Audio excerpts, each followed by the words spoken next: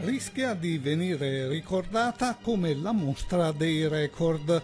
Verso Monet, storia del paesaggio dal 600 al 900, il grande evento curato da Marco Goldin e ospitato nella Basilica Palladiana dal 22 febbraio al 4 maggio, punta al 500.000 di visitatori. La rassegna che l'ha preceduta, da Raffaello verso Picasso, d'altra parte ha sfiorato le 400.000 presenze.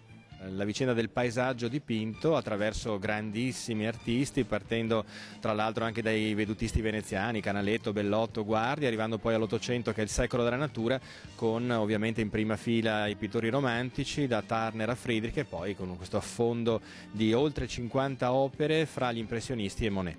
Una grande mostra dunque che si avvale di 94 dipinti e 10 preziosi disegni, provenienti da alcuni fra i maggiori musei del mondo e da alcune collezioni private.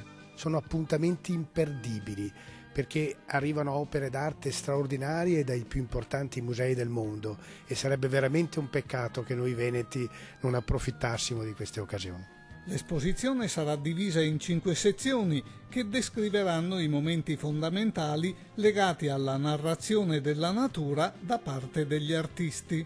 Le premesse ci sono, le opere di grande qualità ci sono anche, vediamo come risponderà il pubblico. Le prenotazioni sono già molto alte, abbiamo già solo per la mostra di Verona 40.000 prenotazioni e quindi siamo sicuramente molto contenti in questo momento. Per il sindaco un importante evento culturale, ma anche un veicolo straordinario per rivitalizzare l'economia della città.